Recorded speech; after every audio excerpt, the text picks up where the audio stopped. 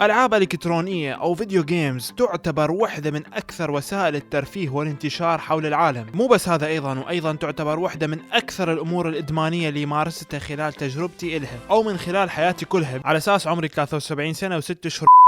المهم ما علينا، هذا الجانب الترفيه المهم من حياتي دائما احاول اعوفه او اقلل منه، على اعتبار اني كبرت وصار عندي التزامات ثانية ولازم اركز باشياء اخرى بالحياة، مثل اكمل دراستي وبس احصل شهادة اكبر من الجامعة ممكن احصل شغل اكبر. هو كذب، ماكو شغل، نهايتك سايقة مخدة.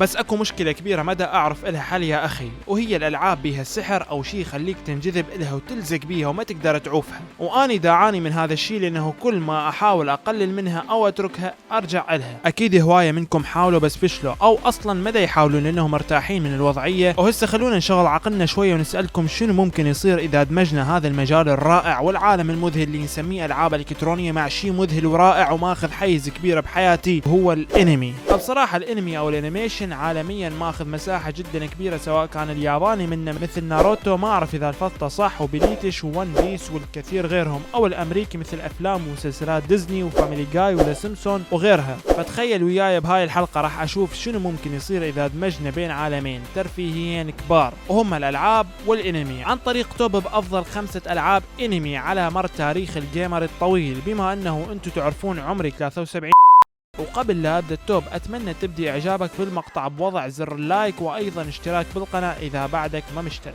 وخلونا هسه نبدي. نبدي يلا نبدي.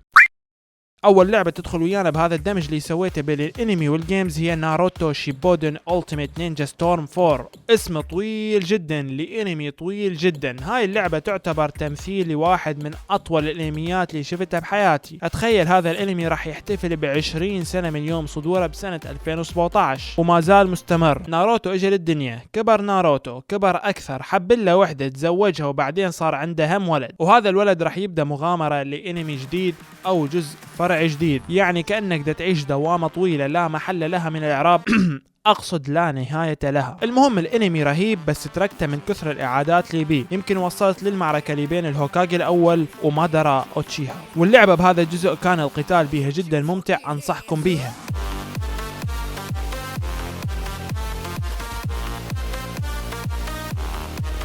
اللعبة التالية هي دراغون بول زينوفيروس 2، ايضا انمي شهير جدا الى عشاق الكبار. بطل هذا الانمي هو جوجو، مغامرته الفضائية الجوية النومان سكايية، هاي جابها هنا. المهم راح تعيش مغامرة جوجو ابنة جيهان او جوهان بمعارك فضائية طاحنة واسعة بعدة اجزاء ايضا مثل اللعبة اللي قبلها. الانمي رهيب واللعبة ايضا رهيبة، انصحكم بيها اذا انتم اوتاكو جيمرز بحق.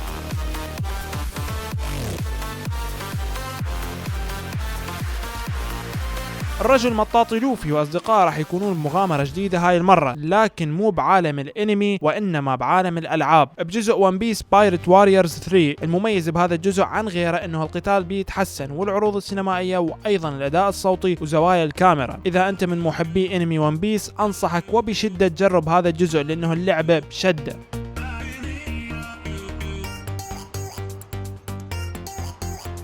جي ستار فيكتوري في اس. راح اتخيل انك اوتاكو للعظم، يعني محب كبير للانمي وايضا جيمر كبير، وتريد لعبة تجمع لك كل شخصيات الانمي اللي تحلم بيها. بهاي اللعبة راح يتحقق الحلم، لانك هنا راح تجرب مجموعة كبيرة من ابطال الانمي بلعبة قتالية ثلاثية الابعاد. تخيل ناروتو وساسكي، ابطال ون بيس، ابطال بليتش، هانتر اكس هانتر، دراغون بول، كلهم موجودين حتى توصل لقمة المتعة وتصيبك الرعشة الاستمتاعية. استمتاعية مصطلح فكرت به هواية قبل لا اخترع من دقيقتين، سخيف.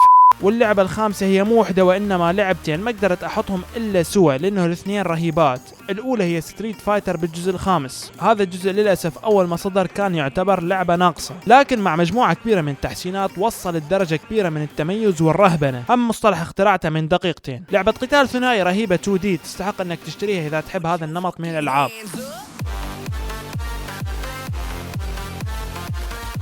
واللعبة الثانية هي اللعبة ذكرتني بانمي قريب على قلبي لانه قريب على طفولتي، وهو